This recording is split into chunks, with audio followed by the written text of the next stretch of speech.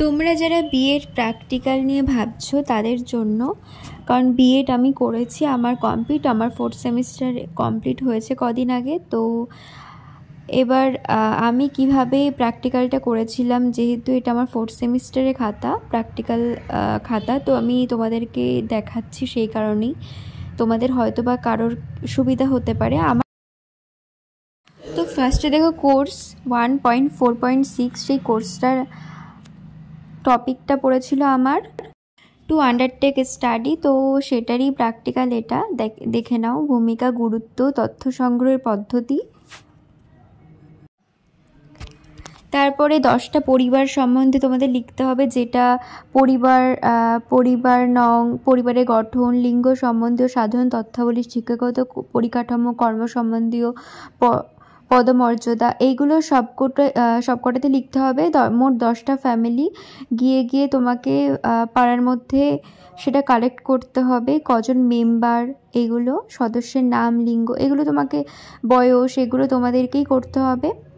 আর 10টা ফ্যামিলির করতে হবে। তারপরে তো ছবি দিতেই হবে, 10টা ফ্যামিলির ছবিটাও দিতে হবে তোমাদের অ্যাড করে। এবার তোমাদের যে যার কলেজ থেকে যেভাবে বলে তোমাদের সেইভাবেই করতে হবে। আমাদের এইভাবে বলেছিল বলে আমরা এইভাবেই করেছিলাম।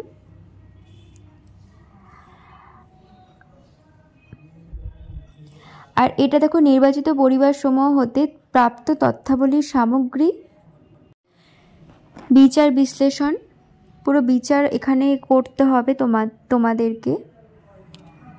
এই চার্টের মাধ্যমে যে 10টা ফ্যামিলির যেগুলো করেছো, সেই ফ্যামিলির পুরো চার্টটা তোমাদের এইভাবে করতে হবে। তারপর এখানে লিঙ্গ অনুপাত বের করতে হবে, লিঙ্গ অনুপাতের পাই চার্ট করতে হবে।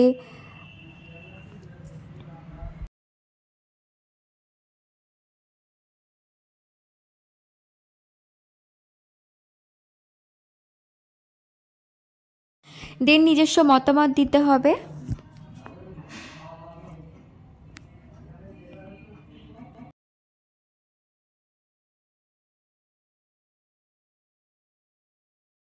এরপর উপসংহার, সবার লাস্টে গ্রন্থাপঞ্জি। আর এই যে ফ্যামিলির ফটো পরিশিষ্ট বলে তোমাদের এইভাবে ফটোগুলো দিয়ে দিতে হবে প্রিন্ট আউট বের করে।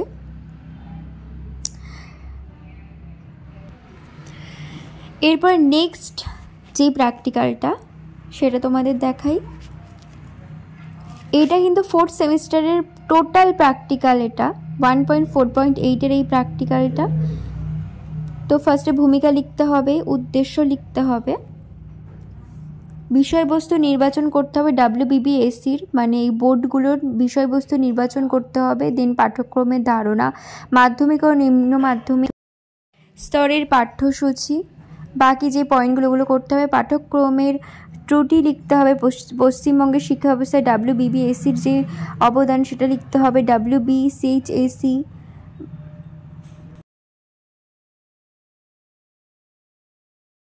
কি যা যা বললাম সেইগুলোই লিখতে হবে। এরপরে ICSC চলে এলো।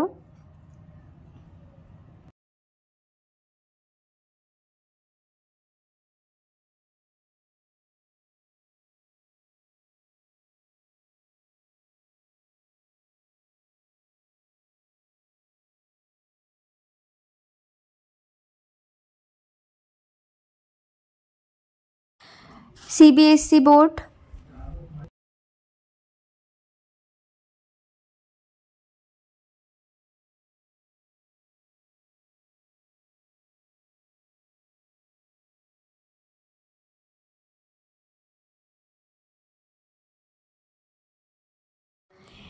এবার মূল্যায়ন, বিভিন্ন শিক্ষা সংসদের তুলনামূলক আলোচনা, উপসংহার,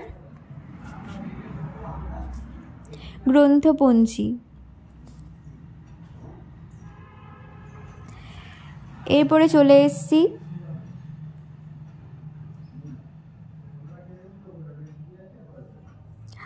কোর্স 1.4.10 কোর্সটা নিয়ে। তো তোমরা কি টপিক দেখতেই পেলো। আর ভূমিকা লিখতে হবে ফার্স্টে। শিক্ষার সহায়ক উপকরণের সংজ্ঞা,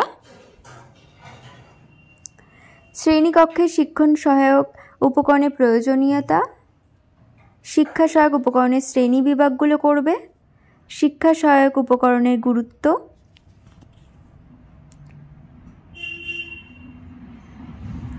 বিশেষ শিক্ষার সংজ্ঞা, বিশেষ শিক্ষার প্রকারভেদ। এরপর এখানে একটু ছবি তোমাদের করতে হবে, যেহেতু আমরা একটা স্কুলে গেছিলাম যেখানে প্রতিবন্ধী যারা বাচ্চা তাদেরকে পড়ানো হয়, সেই স্কুলে আমরা গিয়ে অনেক কিছু শিখে এসেছি। তো সেই ফটোটাই দিয়েছি। বিশেষ শিক্ষার বৈশিষ্ট্য, বিশেষ চাহিদা সম্পন্ন বলতে ওদেরকেই বোঝানো হয়। সেক্ষেত্রে আমাদের ওই স্কুলে যেতেই হয়েছিল, একটা ব্যারাকপুরের একটা স্কুলে। তো সেখানে গিয়ে আমরা এই যে যা যা ছবি এগুলো তুলে এনেছিলাম, আর আমাদের এগুলো প্রিন্ট আউট করে দিতে হয়েছিল। তারপরে তো বিশেষ শিক্ষার উপকরণ, শ্রবণ শিক্ষার প্রদীপন, এটাও লিখতে হবে। এই যে এগুলো তো সব ছবি আটকাতে হবে। তারপরে বিশেষ চাহিদা সম্পন্ন শিশুদের পাঠদানের ক্ষেত্রে ভূগোল অঙ্ক বিষয়ক যেই সাবজেক্টগুলো উপকার করে সেই সাবজেক্টগুলোর কিছু বিষয় তোমাদের লিখতে হবে। তোমরা এগুলো যে যার নিজের মতো লিখতে পারো, তোমাদের যেটা সুবিধা মনে হবে। আর এই যে আমাদের ছবি, আমাদের গ্রুপ ছবি দেখো, আমি ওই পিছনে দাঁড়িয়ে একটা আকাশি কালারের একটা শাড়ি পরে একদম পিছনে বা সাইডে। এই ফটোটা লাগতোই, কেননা কেউ অনেকে আছে যারা যায়নি, হয়তো তারা ফটো দিয়েছে কিন্তু প্রমাণটা কোথায়, সেই কারণে আমাদের যেতেই হয়েছিল, একদম বাধ্যতামূলক, আমাদের না গেলে হতো না। উপসংহার, গ্রন্থপঞ্জি।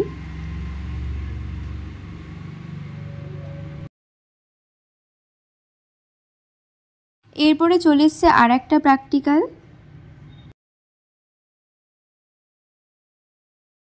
Course yoga education 1.4.11 practical asanas সম্পর্কে লিখতে হবে ভূমিকা,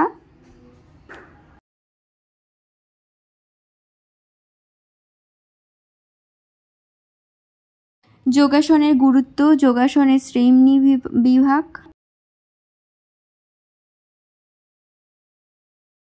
সুপাইন পজিশন, শবন মুক্তাসন। আর এই যে ছবি আটকাতে হবে যেই ব্যায়ামগুলো, সেগুলো ছবি ইয়োগার। তারপরে শলভাসন, প্রন পজিশন, সিটিং পজিশন, বজ্রাসন।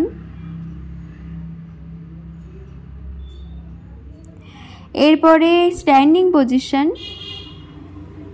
বৃক্ষাসন, প্রণালী, উপকারিতা, এগুলো কিন্তু লিখতেই হবে। দেন চলে আসছে প্রাণায়াম,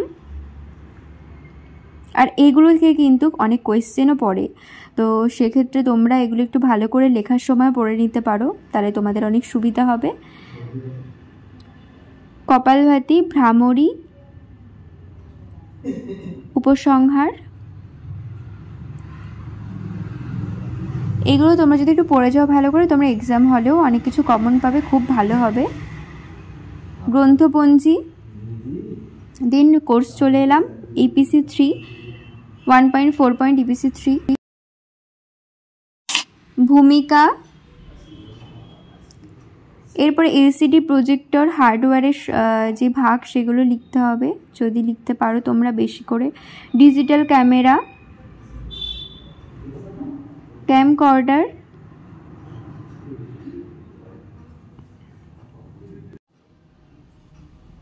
প্রিন্টার,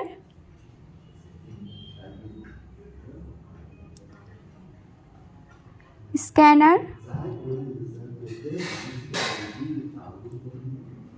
এরপরে সফটওয়্যারের ভাগ MS Word, MS Excel,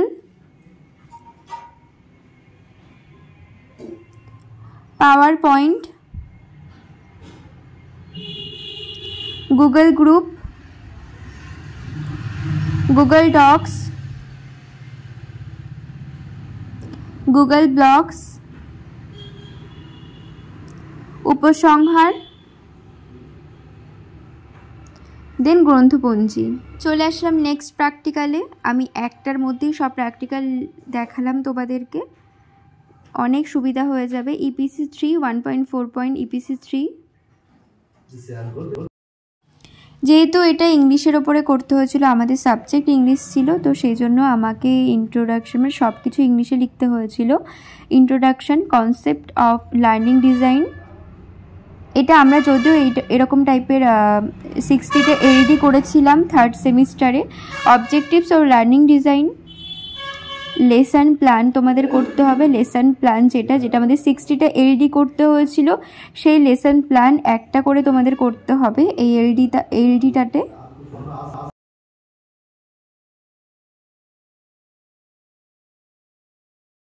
analyse learners and context, develop and select learning materials, textbook, dictionary, video clipping, charts, learning strategies,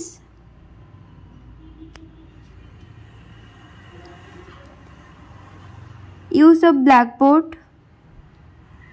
design for evaluation, যে কোয়েশ্চেনগুলো সেগুলো তোমাদের বানাতে হবে, অ্যান্সারগুলো ওইভাবে তোমাদের করতে হবে, কিন্তু জাস্ট কোয়েশ্চেনটা তোমাদের বানাতে হবে এটাতে। তারপরে যেই বিষয়টা নিয়ে, যেই গল্প বা কবিতা নিয়ে তোমরা করেছো, সেই পোয়েমের বা স্টোরি ছবিটা তোমাদের এখানে লাগিয়ে দিতে হবে। দেন জাস্টিফাই করতে হবে স্টেপ 6-এ। Conclusion, গ্রন্থপঞ্জি।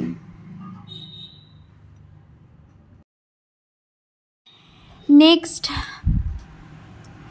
EPC 4 1.4 EPC 4, course name ভূমিকা।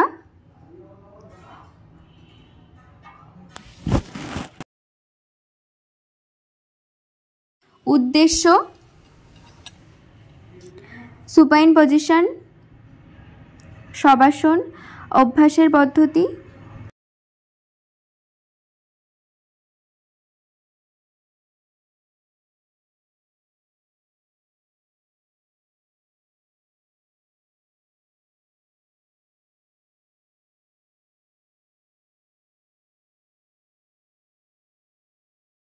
উপকারিতা লিখতে হবে, প্রন পজিশন, সলভাসন, অভ্যাসের পদ্ধতি। যেহেতু আমি ইয়োগা এডুকেশনটা আমার যেহেতু স্পেশালভাবে সাবজেক্ট ছিল, যেহেতু অনেকগুলো নেওয়া হচ্ছে, তো ইয়োগা এডুকেশন, তারপরে এডুকেশন, হ্যান ত্যান অনেকগুলোই ছিল, তো আমি ওটাই চুজ করেছি যেহেতু আমার সুবিধা হবে সেই কারণে।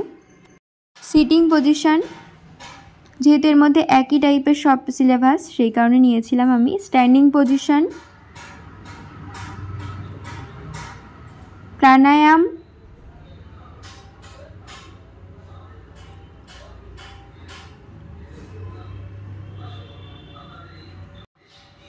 আর এটাই কিন্তু লাস্ট প্র্যাকটিক্যাল আমাদের।